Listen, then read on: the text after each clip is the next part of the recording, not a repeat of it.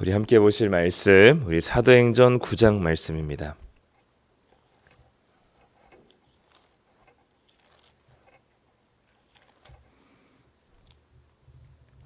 사도행전 9장 32절부터 43절까지 말씀, 신약성경 203쪽에 있습니다.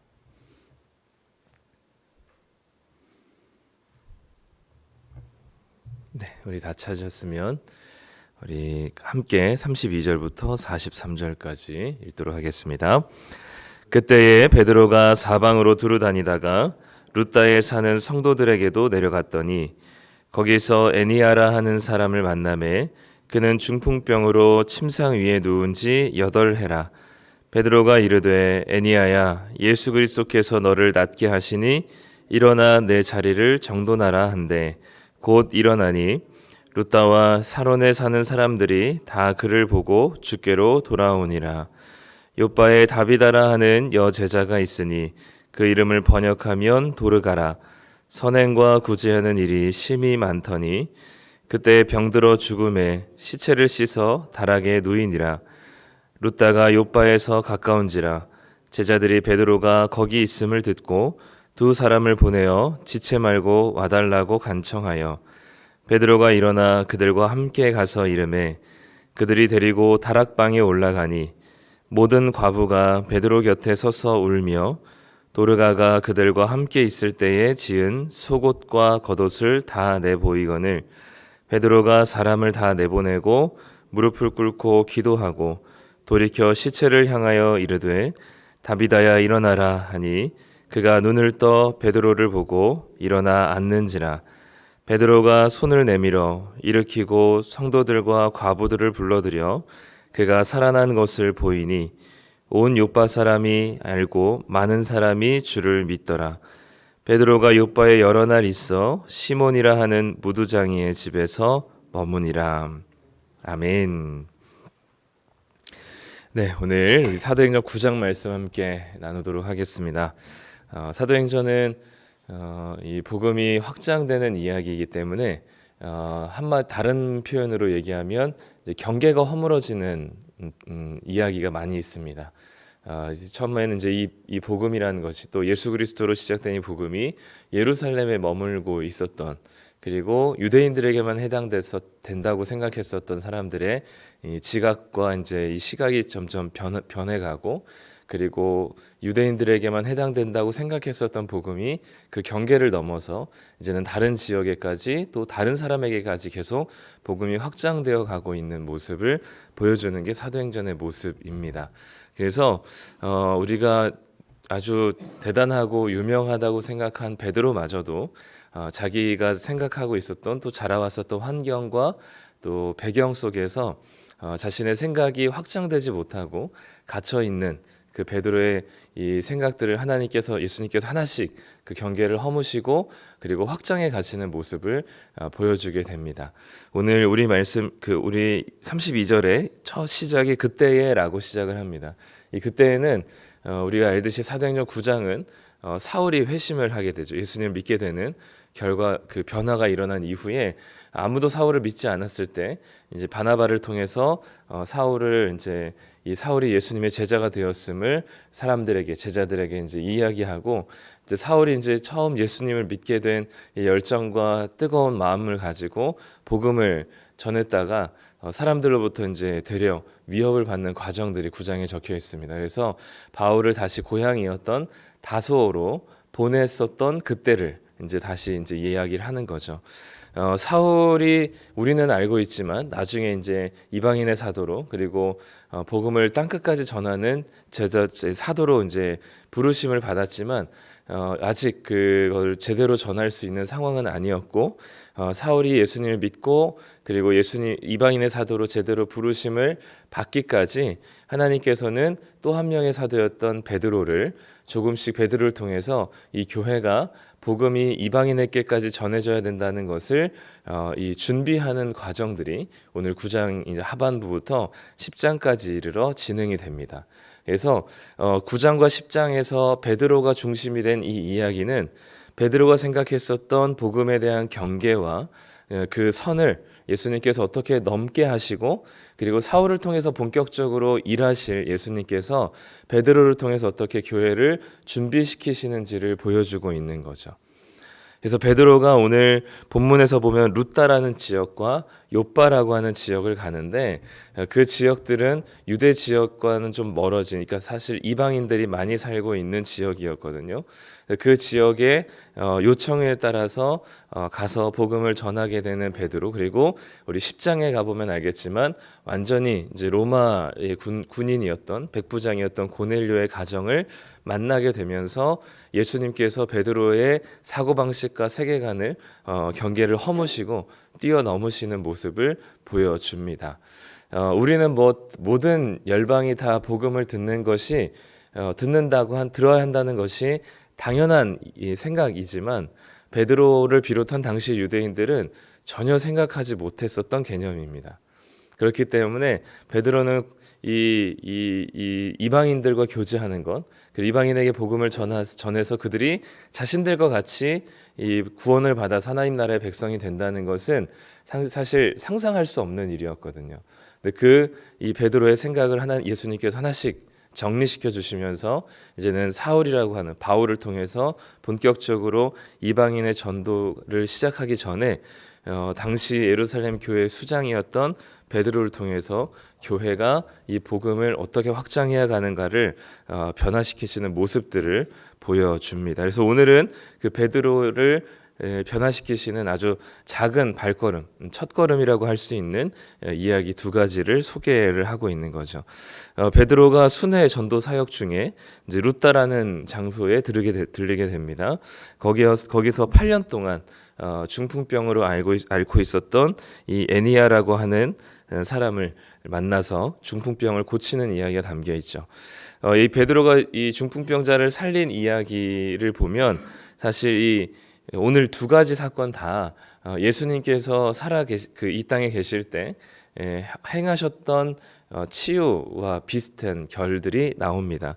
그래서 오늘 베드로가 중풍병자를 살린 것은 예수님도 중풍병자를 살렸던 이야기를 우리가 알고 있듯이, 이 베드로의 치유와 이 회복의 능력들은 예수님으로부터 비롯된다는 사실을 베드로의 모든 사역들을 통해서 보여주고 있습니다. 오늘도 베드로가 34절에 보면 애니야를 부르면서 예수 그리스도께서 너를 낫게 하신다라고 얘기합니다. 그리고 일어나 내 자리를 정돈하여 가라라고 이야기하죠. 예수님께서 중풍병자에게 말씀하셨던 말씀과 그대로 베드로가 동일하게 선언하고 있습니다. 이 베드로는 우리가 알듯이 성전 미문에 있었던 앉은 자를 일어나서 걷지 못했던 자를 일으키면서 많은 사람들이 그 사람이 일어난 것을 보고 베드로와 요한을 집중할 때 왜 이것을 우리에게 집중하느냐라고 얘기했었던 베드로는 오늘도 예수 그리스도께서 너를 치유하기를 원하신다라고 말하면서 자신에게 집중되지 않고 이 모든 사역의 결과와 열매들을 예수님께로 계속 사람들의 시선을 향하게 하는 것을 볼 수 있습니다. 그러니까 계속 자신에게 집중되지 않게 하는 게 베드로의 겸손한 사역의 모습인데, 우리도 마찬가지인 것 같아요. 우리의 잘됨과 또는 우리가 잘 되지 않았던 것까지도 우리는 예수 그리스도를 드러내야 합니다. 네, 우리는 이제 소위 간증을 이야기할 때는 우리가 잘된 것들, 또 결과적으로 뭔가 넉넉하게 됐던 것들이 우리는 늘 예수님을 드러낸다고 생각해서 우리의 모든 간증에는 잘된 것들, 좋은 것들만 이야기하게 되기도 하는데, 사실 우리는 잘된 것, 잘 안 된 것, 성공했었던 것, 실패했던 것들, 넉넉했던 것들, 부족했던 것들 모두 다 우리는 어떤 순간에서도 예수 그리스도를 드러내야 합니다. 주님이 드러나야 하고, 잘 됐으면 주님의 은혜이고요. 안 되면 내 탓이라고도 얘기하긴 하지만, 우리는 잘 되면 내 덕이고 잘 안 되면 주님께 원망하거나 다른 사람의 핑계를 대기도 하지만, 우리는 잘 되든 잘 안 되든 우리는 모든 순간이 예수 그리스도가 드러나는 순간이어야 합니다. 그것이 이제 예수님이 우리의 주인된 삶이고 하나님을 예배하는 자의 삶인 것이죠. 이 소식을 들었던 욥바에 있었던 사람들이 이제는 베드로를 다시 초청하게 됩니다. 그곳에는 다비다라고도 부르고 도르가라고도 부르는 여제자가 죽게 되었는데 3일 동안 장례를 치르지 못하고 이 도르가가 살아 있을 때 도움을 받았던 많은 과부들이 이 여성을 여제자를 장례를 치르지 못하고 다락방에 두고 있었던 와중에 이 베드로의 소식을 듣고 베드로를 초청하게 되죠. 이 도르가라고 하는 여성의 시체를 다락방에 안치했다는 것을 보면 아마도 이 도르가라고 하는 여성은 큰 집을 소유한 부자였을 것이라고 추정이 됩니다. 그리고 이 도르가는 자신에게 주어진 부를 자신의 안락함을 누리는 데 사용하기보다 많은 과부들을 먹이고 입히는 데 자신의 부를 내어 놓았던 것 같고요. 그리고 그녀의 집에서 아마 자주 모임을 가졌을 것이고 조금 더 우리가 확장해 가면 아마 욥바의 가정교회로 이 도르가라고 하는 여성의 집이 아마 가정교회로 모이게 되지 않았을까라고 생각이 듭니다. 이 장면도 이 도르가라는 여성을 살리는 장면도 예수님께서 한 야이로의 딸을 살리시는 모습과 닮아 있습니다. 예수님께서도 모두 다 그 소녀가 죽었을 때 물러나게 하시고 예수님께서 이 소녀의 손을 잡고 달리다굼이라고 얘기하시면서 이제 일으켜 세우셨던 것처럼 베드로도 모두 다 물리고 사람들을 다 내보내고 기도하며 이 시체를 향하여서 일어나라라고 이야기를 합니다. 오늘 본문에서 이 도르가라고 하는 여성 이름이 이제 아람어로는 다비다고 이 헬라어로는 도르가라고도 부르는 이 여성의 이름을 2번 반복한 이유는 아마도 이 예수님께서 이 소녀를 살리실 때 달리다 쿰이라고 얘기하잖아요. 그게 이제 아람어로 소녀여 일어나라 이런 뜻이거든요. 근데 오늘 본문에서도 베드로가 40절에 보면 시체를 향하여서 이르되 다비다야 일어나라라고 얘기합니다. 그 이름이 도르가인데도 굳이 베드로는 다비다라고 얘기하죠. 다비다야 일어나라를 아람어로 하면 뭐가 될까요? 다비다 쿰이 됩니다. 그래서 아마 이 베드로는 이 모든 자신의 사역과 그리고 이 모든 과정을 통해서 예수님의 사역을 보고 배운 대로 그대로 예수님의 사역을 하고 있고 그로 인해서 자신에게 영광이 돌려지거나 자신에게 시선이 돌려지거나 혹여나 이 모든 기적과 이 열매의 결과들이 자신에게 향하지 않도록 계속해서 예수님을 드러내고 생각나게 하는 방식으로 사역을 하고 있는 것이죠. 예수님께서 달리다 쿰하고 소녀를 일으켰던 것처럼 베드로도 다비다 쿰이라고 이야기하면서 이 도르가라고 하는 여성을 일으키게 되는 것입니다. 그래서 여기서도 베드로는 자신을 드러내기보다 예수님을 드러내는 표현들을 하게 되죠. 그 결과가 중요하죠. 그 결과가 35절에 그 중풍병자를 고친 결과가 35절에 보면 루다와 사론에 사는 사람들이 다 그를 보고 주께로 돌아오게 되었고요. 42절에도 보면 온 요파 사람이 알고 많은 사람이 주를 믿더라라고 기록하고 있습니다.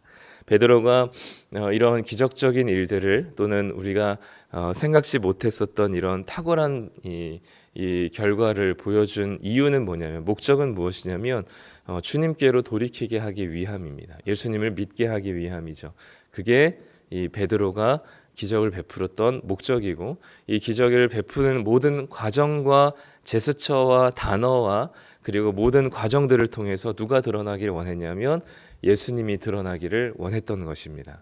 그게 베드로가 했었던 사역이고 오늘 이 루다와 욥바라는 곳에서 베드로가 이 두 사람을 고치고 살리는 이야기의 마무리가 어떻게 되냐면 43절에 베드로가 욥바에 여러 날 있어 시몬이라 하는 무두장이의 집에서 머무니라라는 것으로 마치게 됩니다. 이 무두장이라는 것은 가죽 공예하는 사람인데요. 지금은 이 가죽 공예가 되게 고급스러운 기술이고 그리고 이 직업이 굉장히 이제 전문직이기도 한데요. 당시에는 죽은 동물의 시체를 만져야 했었던 직업이었기 때문에 별로 인정받지 못했었던 웬만하면 가까이 하지 않는 사람들이 가죽 공예하는 사람들이었습니다. 왜냐하면 냄새도 심하고요.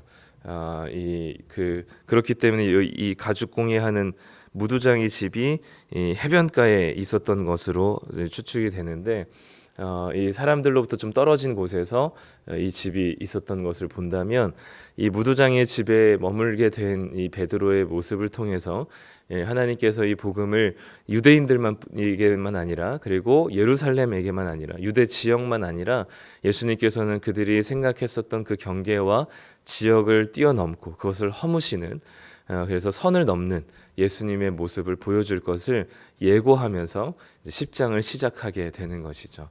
오늘 본문에서 우리가 생각해 볼 것은 두 가지입니다. 한 가지는 베드로는 자신의 모든 삶과 사역과 말과 태도들을 통하여서 누구를 드러내기를 원했냐면 예수님을 드러내기를 원했습니다. 베드로의 모든 사역의 결과와 열매들이 좋을지라도 예수님을 드러내는 것이고 좋지 않을지라도 예수님을 드러내는 것이죠. 우리는 우리의 삶이 넉넉해지고 성공적이어도 예수님을 드러낼 수 있어야 하고요. 성공적이지 못하고 부족하고 결핍되더라도 우리는 예수님을 드러낼 수 있어야 합니다. 우리의 모든 순간에는 예수님이 우리의 주인 되시기 때문인 거죠. 그래서 우리의 모든 말과 행동과 우리의 삶의 방식과 태도와 삶의 결을 통해서 우리는 예수님을 드러낼 수 있어야 합니다. 잘된 것도 예수님이고 잘 안 된 것도 예수님입니다. 그래서 우리는 모든 삶의 모든 순간에 예수님을 드러내시는 시간들이 되시길 축복하고요. 두 번째는 우리가 생각하고 있었던 어떤 강한 고정관념과 신앙과 기독교에 대한 우리가 가장 가지고 있었던 아마 우리가 자라온 환경과 또 오랫동안 머물고 있었던 교회를 통해서 배웠었던 성경과는 조금은 다른 그런 고정관념들이 있을 수 있습니다. 오늘 베드로도 사실 베드로가 한 번에 이 경계가 무너지진 않아요. 그리고 이 경계를 뛰어넘지 않습니다. 나중에 갈라디아서에 보면 바울이 베드로를 엄청 혼내는 장면이 있거든요. 베드로가 이방인들과 교제하다가 유대인들이 예루살렘에서 올라온다는 이야기를 듣고 그 식사 자리를 멈추고 떠나게 됩니다. 박차고 떠납니다. 그걸 보고 바울은 위선이라고 이야기하면서 베드로를 엄청 혼내거든요. 그러니까 베드로는 여전히 유대인이었기 때문에 이방인과 교제하는 것이 굉장히 꺼려졌었고요. 그것이 한 번에 바뀌지 않습니다. 그렇기 때문에 이런 경계를 계속 허무는 일들을 성령께서 베드로를 통해서 하고 계시고 10장에 이르러서 이제 그것을 본격적으로 하실 겁니다.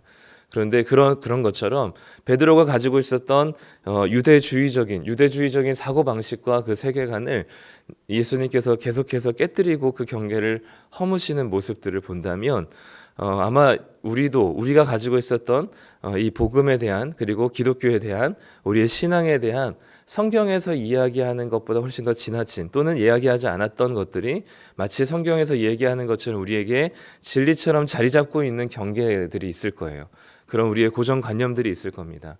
그것들이 무엇이 됐든지 우리는 그것을 성령께서 깨뜨리시고 성경을 통해서 우리를 그 경계를 넘게 하시는 그 과정들이 우리에게 있을 때 우리는 그것을 순종하고 그리고 그 경계를 넘는 일들을 우리가 좀 넉넉하게 해내기를 소망합니다. 그래서 베드로에게는 유대인이라는 그 경계 그리고 이방인으로 넘어갈 수 없다는 이 경계를 예수님께서 허물어 내시고 그 고정관념을 깨뜨려 주셨던 것처럼 우리에게도 있었던 그런 것들이 있다면 그 관념을 깨뜨리기 위해서 우리는 말씀을 먼저 읽어야 되고요. 성경에서 무엇라 얘기하는지 우리가 알아야지 우리가 가지고 있었던 고정관념과 소위 전통과 관습이라고 하는 것들을 우리는 뛰어 넘어갈 수 있을 것입니다. 그리고 나와 다른 생각을 가지고 있는 누군가가 있다면 그 지체들의 이야기를 들을 수 있는 마음이 있어야지 이 경계를 뛰어넘을 수가 있어요. 안 그러면 우리는 평생 내가 만들어 놓은 담벼락과 그 울타리 안에서만 우리는 평생 신앙생활을 하게 되고 그것으로 복음의 풍성함을 누릴 수 없기 때문에 우리는 늘 다른 지체들의 다른 생각과 다른 이야기들을 들을 수 있는 준비가 되어야 되고요. 그리고 성경에서 무엇이라고 얘기하시는지를 따라서 우리가 이 만들어 놓은 울타리와 경계를 뛰어넘을 수 있는 자들이 되어야 됩니다. 그것이 이 개신교예요. 네. 개신교가 시작된 것도 아시는 것처럼 이 영어로 프로테스탄트라고 하는 이 개신교회는 이 저항하다라는 겁니다.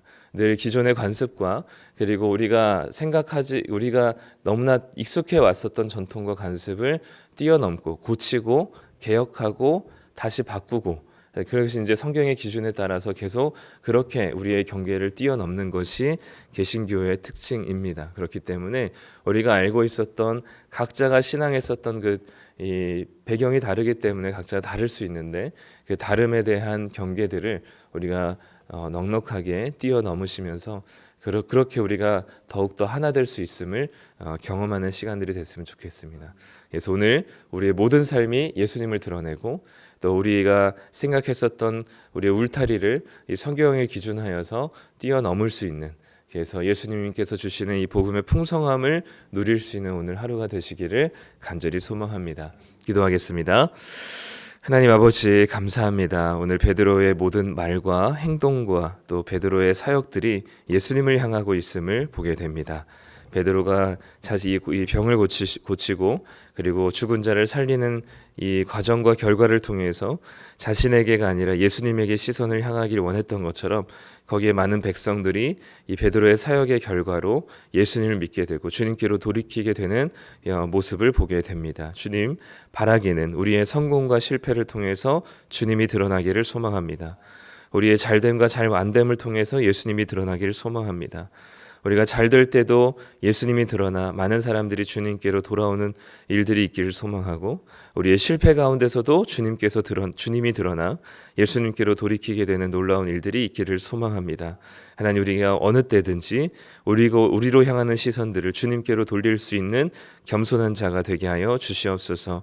더불어 하나님, 우리에게 있는 오래된 전통과 관습과 고정관념과 신앙에 대한 우리의 굳어져 버린 우리들의 울타리가 있다면, 하나님, 우리가 말씀을 묵상하면서 그 우리의 울타리를 넘을 수 있는 자들 되게 하여 주시옵소서. 견고하고 완고하여서 변하지 않는 자들이 아니라 주님께서 우리를 변화시키실 때 우리가 기꺼이 그 말씀에 따라 변화될 수 있는 자들, 우리의 고정관념과 전통이 이러하더라도 말씀에서 이렇게 말씀한다면 우리가 그 말씀대로 순종하며, 그리고 나와 생각이 다른 이들에 대한 이야기를 들을 줄 아는 넉넉한 마음을 허락하여 주셔서 우리에게 주시는 그 복음의 경계를 허무시며 우리를 더욱더 풍성하게 하시는 복음의 은혜를 누릴 수 있는 자들 되게 하여 주시옵소서. 오늘 하루도 주님을 드러내며 주님을 누리며 주님과 동행하는 삶을 살기를 소망하며 예수님의 이름으로 기도드립니다. 아멘.